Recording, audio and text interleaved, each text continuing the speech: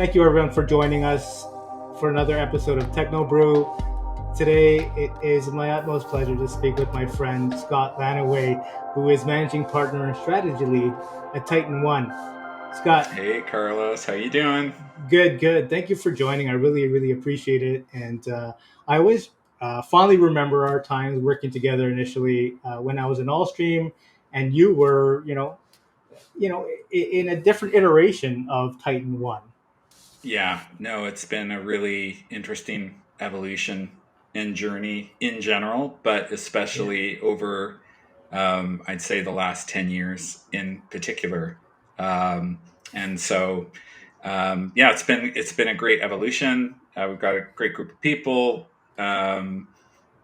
great group of clients, and I think connecting with them as partners over some of the themes that we're going to be talking about today, which energize us and excite us. Yeah, absolutely. And whenever I think of you, I think of branding excellence. In times like these, where everyone's feeling a bit of a socioeconomic crunch, the importance of brand, anyways, stands out even more for me. Yeah, absolutely. I think there have been some interesting trends that have evolved over time in terms of how companies are investing in their brands and investing in their go-to-market strategies. And the pendulum has swung in different directions at different times.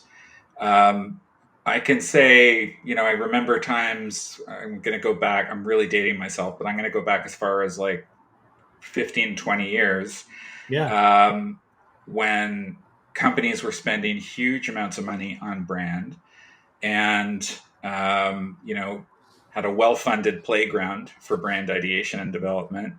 Um, but as conditions changed, especially with the recession in 2008, I think there was greater scrutiny on some of these spends and questions for management around what does success look like for us? How are we measuring impact in a substantive way? Not just kind of feel good reports that suggest that more people are seeing our brand, but how can we really understand impact? And that evolved into, okay, what are some frameworks we can put in place to measure that impact? And the pendulum swung towards investment in, I guess, what you could call growth marketing, where we'll bring in some different technology, different skill sets, really embrace digital, and put together some frameworks for execution of brand campaigns and measurement, analysis, and optimization of those campaigns. But those were often aligned with, I think, shorter term campaign sales aligned expectations, and less so around the bigger vision of who we are and the feeling we want to create around our brand in market. So our point of view is that both are critical, and that companies should be making investments that consider both, and that the most value comes back out of those investments when those investments serve both purposes. So that's basically our point of view about all of this.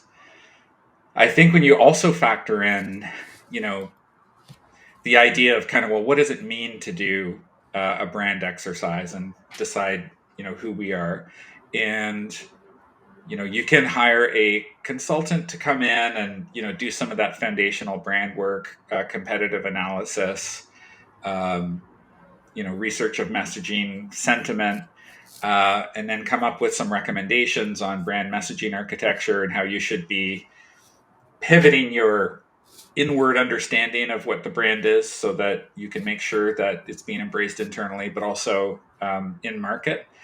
Um, but the issue is that kind of work is often done in its own silo, and then there are different teams, different people working yeah, on the actual execution, which is where these things get expressed.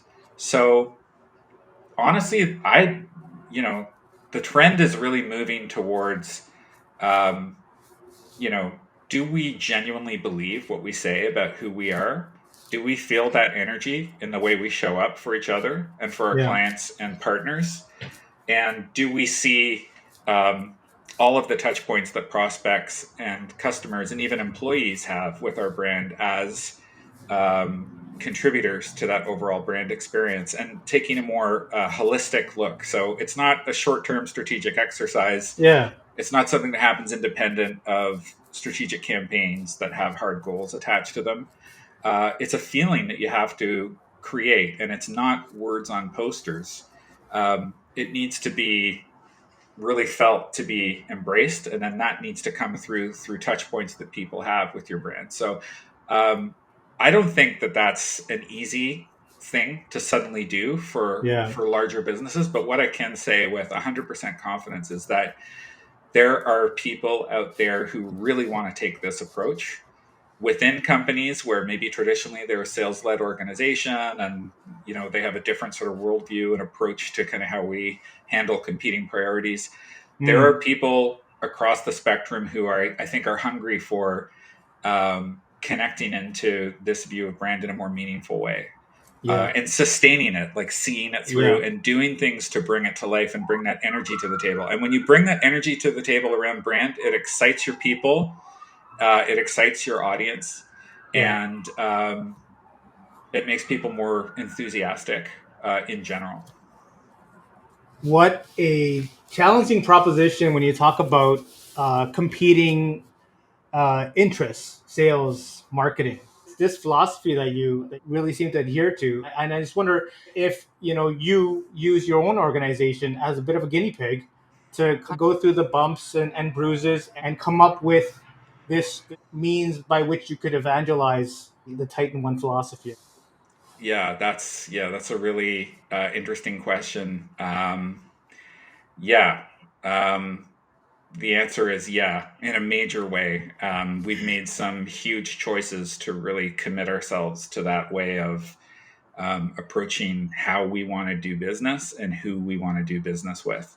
Yeah. And really centering in on those values and committing to those and defining the boundaries of what that means, not only has led to us finding more purpose in the work that we're doing with each other and with our clients.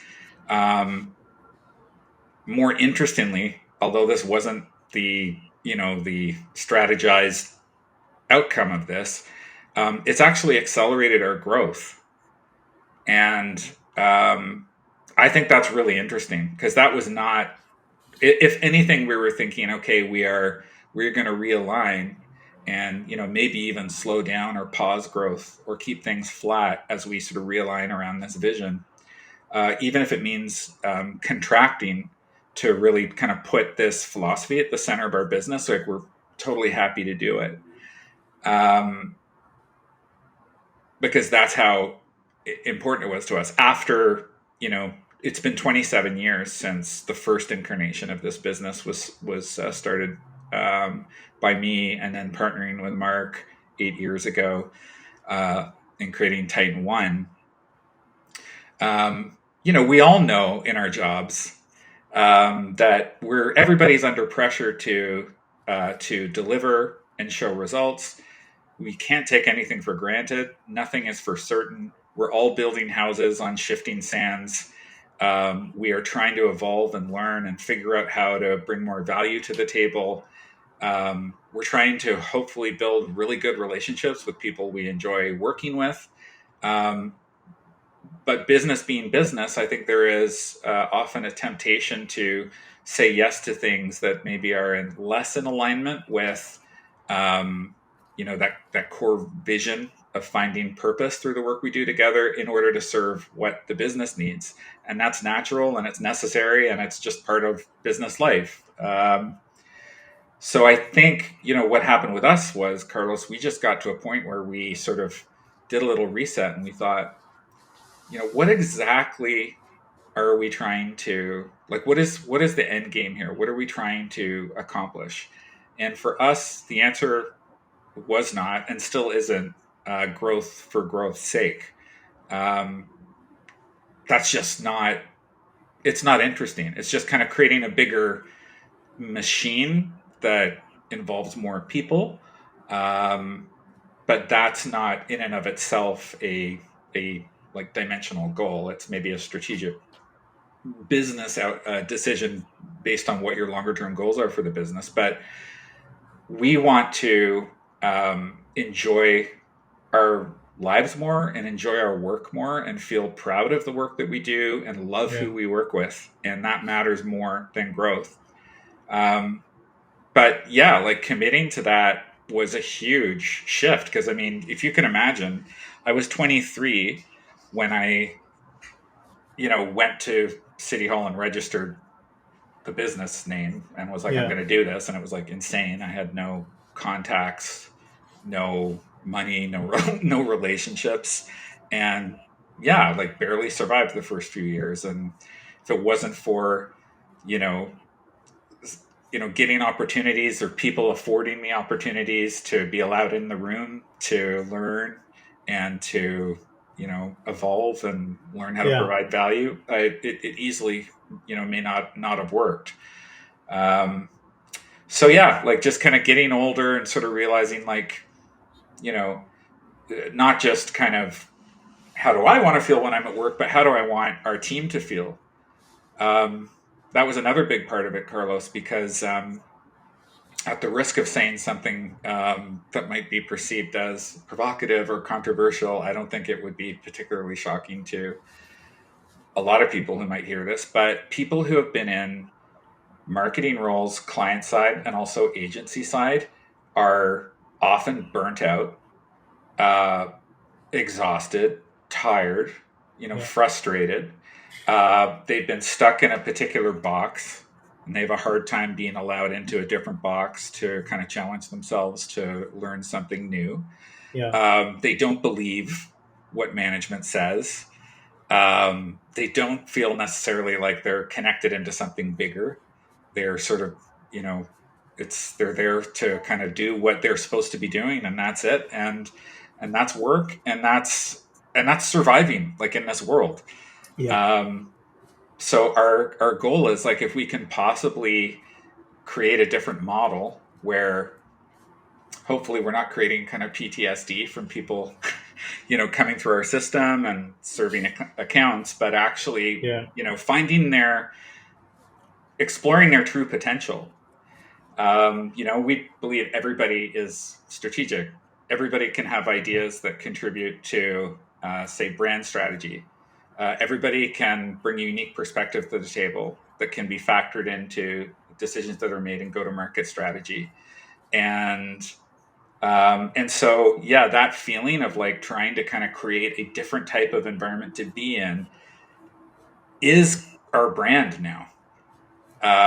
So it's just interesting because it Yeah. wasn't like this kind of Machiavellian, how can we do this or say this to get more opportunities and grow more? It was really just coming from asking those questions. And then what we've been finding, Carlos, is that like the more that we commit to actually living that vision for the brand versus just like talking about it on websites Yeah. or in pitch decks, um, the more we attract people to work with us who want the same thing. So we have a great team of people who want to connect the same way over the work that we do, and our clients are absolutely awesome and they want the same thing, and they are really kind of collaborating with our team to do amazing things, and there's mutual trust in both directions, open communication, and just thinking bigger about what's possible. And that doesn't always mean that we have everything perfect the way we'd want it, we have all the budget Mm. we want and the time we want. It means that we can still try to do something that we'll feel proud of, that we think is special, that will move us in the direction that excites us. So yeah, so that's the brand. So it's interesting kind of talking about brand because um how do you translate that feeling into, let's say, like a huge corporation? We work with a lot of B2B enterprise Yeah. businesses, and when you've got people spread out, huge teams, like how do you create that feeling? And we've been doing a lot of research and thinking about this as we grow as well. Sure. And I think it's definitely not describing what your values are on posters or screensavers. I think it is through the culture that's inside the business. And Yeah. do the managers really embrace that culture, and do they do they transfer the energy of that thinking into the way that they work with the people who are on their team? Do we have a feedback loop to kind of understand the degree to which that is or isn't happening? Yeah. That's how it succeeds or fails. And I was talking to someone I know who is at AWS, and I was asking them, I said, how do you maintain, the feeling of the AWS brand, across the globe with different teams and different people, and you know, how do you bring that to life? And they gave me more information on how teams are set up and how that kind of ethos is communicated to people on teams, and what the feedback loops are, where you can kind of get some insight on the degree to which there's alignment or misalignment in that, and how that's communicated and handled. And I was just blown away hearing about it, because I thought for us it's like, we can be flatter so we can have more visibility, direct visibility into the degree to which um, that feeling of shared purpose is happening. Um, but at a giant company, how do you do that? So I'd be curious to ask you about this, Carlos. I brought up AWS as an example. Um, they stand up for their belief in the way that they want to go to market and deliver services to their clients, but they back it up through how they protect that belief in an ongoing way. They have processes to support that are taught to leadership. When it Mm-hmm. comes to our candidates, the philosophy of our organization is to walk shoulder to shoulder with them, helping them understand the organization, why they should consider the organization beyond the job description, what it is that they're looking for, what opportunities for growth it presents, our insights that we share with them regarding the hiring managers, the leadership. All of the roles that we get are from word of mouth. We don't do any kind of advertising at all on LinkedIn or Facebook or Instagram. It's all organic. So to me, that connects directly into the brand conversation, because I think the best brands are the ones who, aren't the ones who talk about authenticity, but are the ones who express it through their relationships and what they do with the Yeah, people they're helping, like their people, their customers. So yeah, the trust that you create through, yeah, being authentic and being a good partner, that's the heart, right? I mean, there's yeah. no messaging strategy you can put around that and hire a bunch of people you don't know to talk about it and amplify it, Right. that's going to recreate the feeling of that authenticity. My next question was going to be what are organizations getting wrong about brand strategy, and you kind of like walked us into that. Yeah, it can be a bit of a vicious circle, or a snake eating its own tail. I think there are a few issues there. So I think one issue is that companies are under a lot of pressure to show results to investors and board of directors. Yeah, And that leads to sometimes kind of more shorter term thinking around what we're choosing to prioritize and invest in and how we see it. Um, so sometimes, really kind of embracing brand and deciding to really do it, really bring it to life, can, um, from a competing priorities point of view, can be left behind when it comes to other things that can be done that would, hit the right notes in terms of satisfying those pressures on shorter term goals. yeah, However, I genuinely believe that, if you're doing that, you're sacrificing something much bigger longer term. So if your goal is to just kind of, you're wanting to be acquired in like a year or two or three or something, I mean, right. maybe that's okay.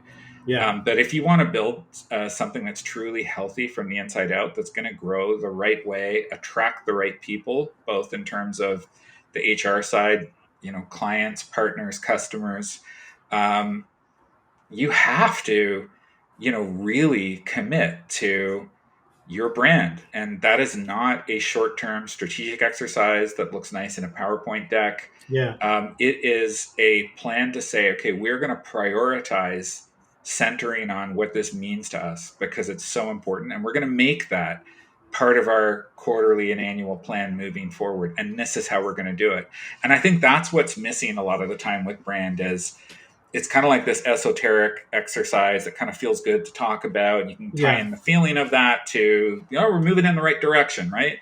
Um, what we've been doing is we say, on the brand building, brand generation side, we want there to be an always on investment in brand building.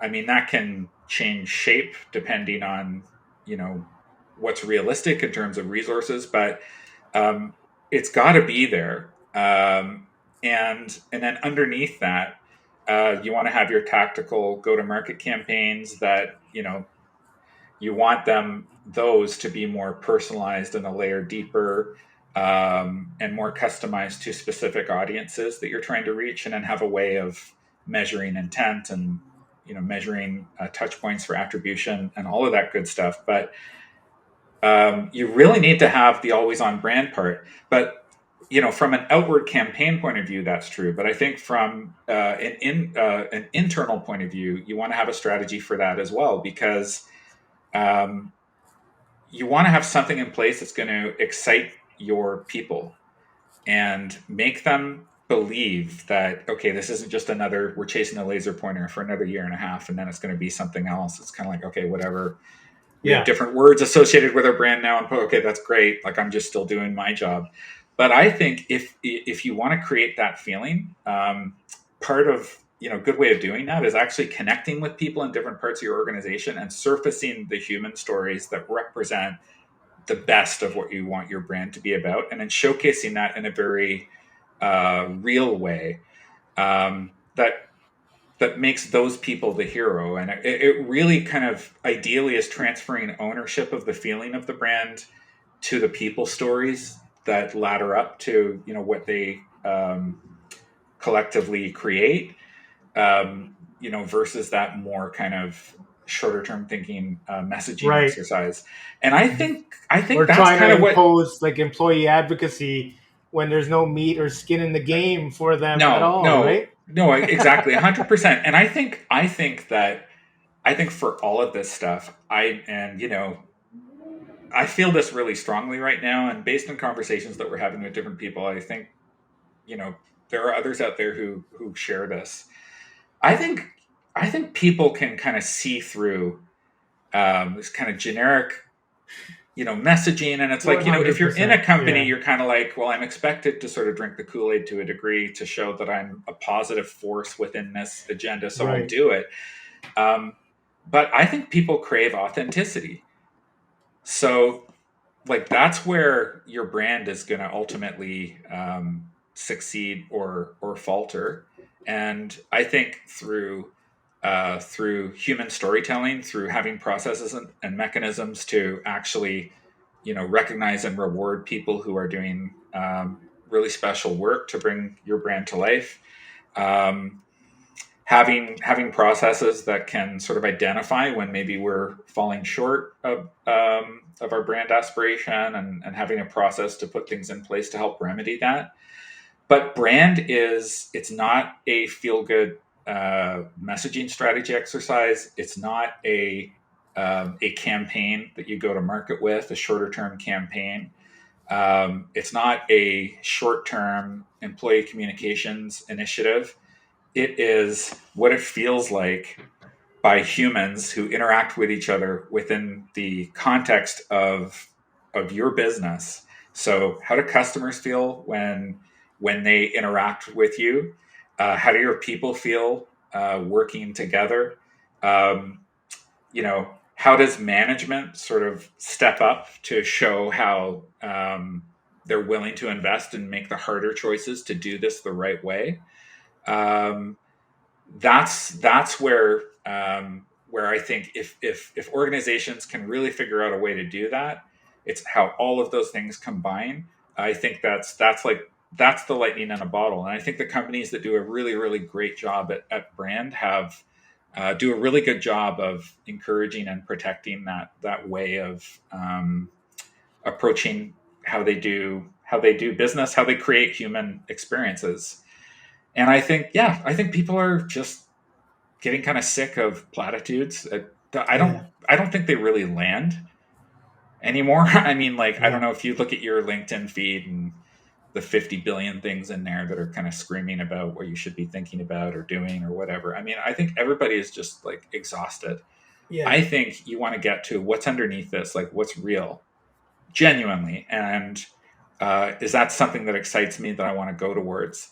And I think that's where the real brand conversation is. And so I think the good news is that it represents a tremendous opportunity for companies. I don't think that it's an insurmountable hill to summit to actually do it better. I think you kind of shift the intent, the approach, you commit to investing in it, you understand, you take a more dimensional approach to why it's important and how it connects together. You have a way of measuring impact on it, Yeah. and maybe start taking some chances to try new ways of bringing your brand to life and make that part of the plan. And when you try those things, when people see that you're doing those things, I think it will inspire more curiosity, more investment, and create some more energy. How much do you take in, industry trends and user preferences and competitor strategies and new technologies? How much does that inform your decisions when it comes to your branding strategy? And I guess it's more tactical. Your strategy pretty much stays the same, because it's who you are. I mean, am Yeah, I understanding that correctly, or? yeah. So our approach when we do brand strategy projects is we want to go deep to understand where we are and how we got here. Um, we want to understand the ecosystem in which we're operating, which includes a competitive analysis. So we want to look at what your competitors are doing, what they're saying. We want to do some analysis to understand the degree to which they are attracting organic discoverability. So that kind of bridges into a little bit more into the tactical in terms of how are we owning this space and how findable are we in this space. Um, we actually, one of the things we like to do is kind of mapping out competitors on quadrants that sort of Right. evaluate um, brand positioning for Yeah. competitors, and then looking at where our client is and then kind of showing them where we think they need to be, and then we've got the rationale for that. Yeah. But critically, Carlos, talking to people from different parts of the organization. So, not just senior leadership or not just marketing leadership, but people in sales, people in even in service, customers, Yeah. partners, and having like a really open conversation. Like, this isn't sort of like a let's pat each other on the back kind of mutual PR Yeah. exercise, but actually, Yeah. like, what actually matters to you and how are things actually going? And how do you actually feel about how things are going, and having the really open conversations, and then that kind of leads to exclusive of what competitors are saying in market, what do we actually believe about ourselves, and to what degree are we willing to double down on that? And that's the center of gravity for everything. We're actually working with a client right now, and it was like really on a brand strategy uh, project that's going to lead to a pretty significant evolution for them. But one of the things that was, I thought, one of the most encouraging things about their approach is they said in the beginning they wanted this to be real. They didn't want this to be just like, okay, things look different now. We've got a new plan. Everybody's good, right? Okay, let's go. Let's sell more. We got this. Um, everybody talks about customer centricity. Like, is that actually going to make you make a different buying decision at this point? I mean, everybody is like, we're people first, we're customer centric, everybody. Um, but how do you make that real? Like, how do you actually deliver on that? Do your people actually believe it? Do your customers actually believe it? Yeah.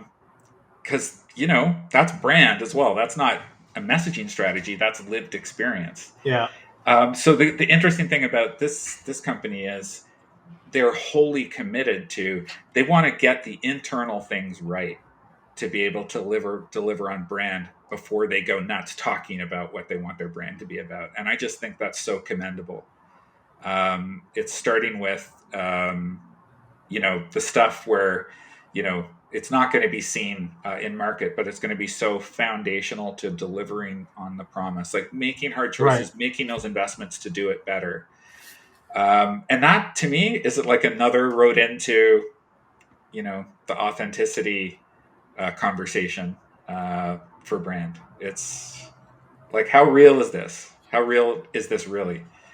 Um, but yeah, I think the great thing, Carlos, is I think that I'm just sensing a pendulum swing, and I think that people are craving more authenticity, and I think that, and I'm so glad.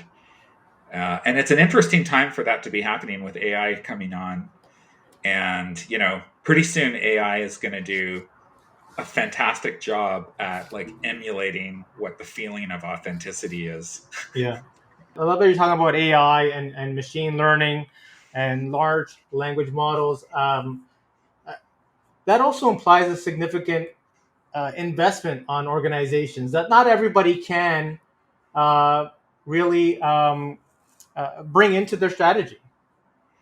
So, Yeah, so which is going to be interesting, right? Because those that don't employ or adopt AI will be left behind because the ones that survive in the market are the ones that are utilizing it and leveraging it yeah, to accomplish their brand goals yes. and right. So Oh, absolutely. I think it will have tremendous practical value in terms of helping brands offer uh, better experiences with less yeah, friction, yeah, for customers and employees and prospects. And I totally agree. I think of it as a, sort of a force multiplier. Like if this is something that can actually start to take over, say, 20-25% of our time that would normally have gone into kind of the lower level stuff that needs to happen, that yeah, AI can now do, then to me that is giving us more time back to focus on higher value work.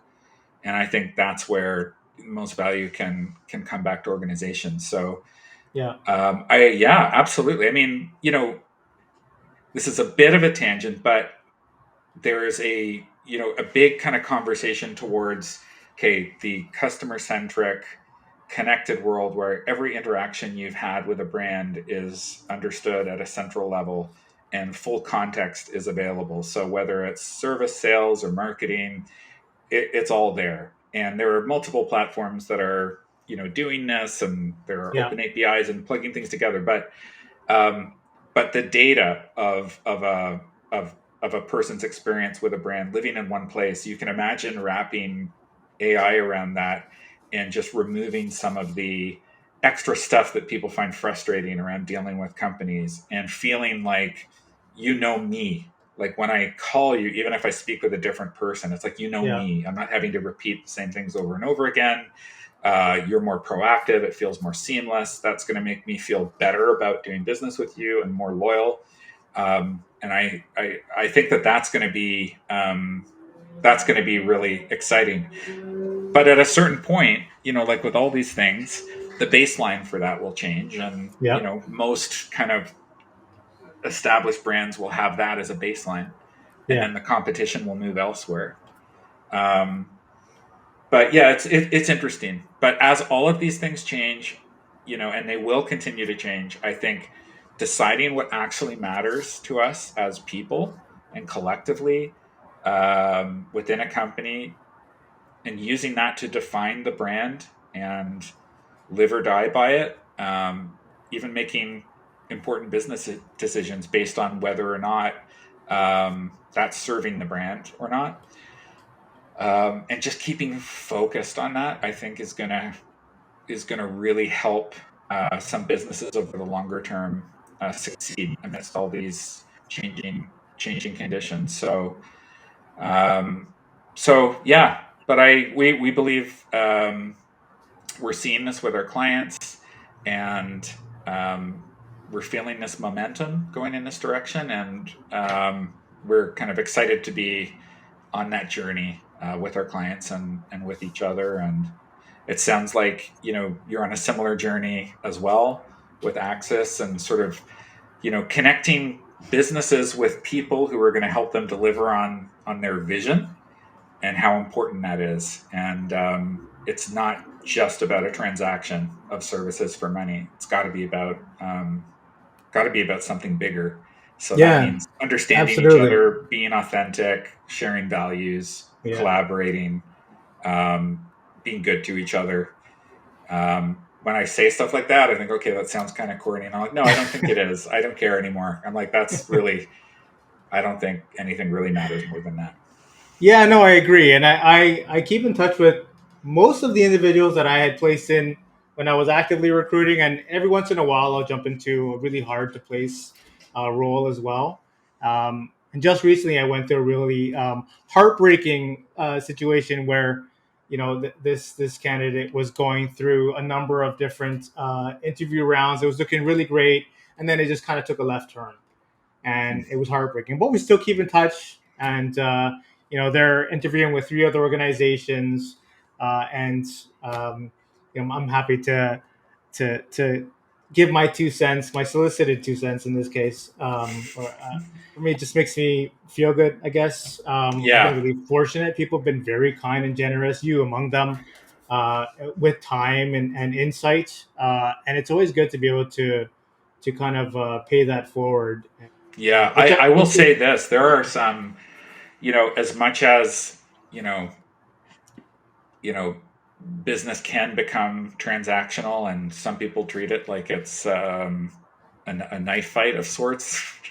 yeah. There are some amazing people out there Oh yeah. who are bringing a lot of positivity to the table in how they work with their people and how they work with partners like us. Yeah. And, you know, that's been so encouraging for us. So I think there are a lot of like minded people out there. And I think that our kind of underlying thesis here around brand is that um, it's good business to double down on this way of thinking about brand and brand strategy. Like it's better, I think it's better in the short term and in the longer term. And so I think that's really exciting. And I think that, as things like AI come online and we start, leveraging them more. I mean, our team's already starting to leverage some of these tools. I think that doubling down on what matters in our connection to each other is going to become even more important, and I think that's a great thing. I think that's the best way we can end this conversation just on that thought. I really want to thank you, Scott, for joining me, for imparting your insight. It's always a great conversation.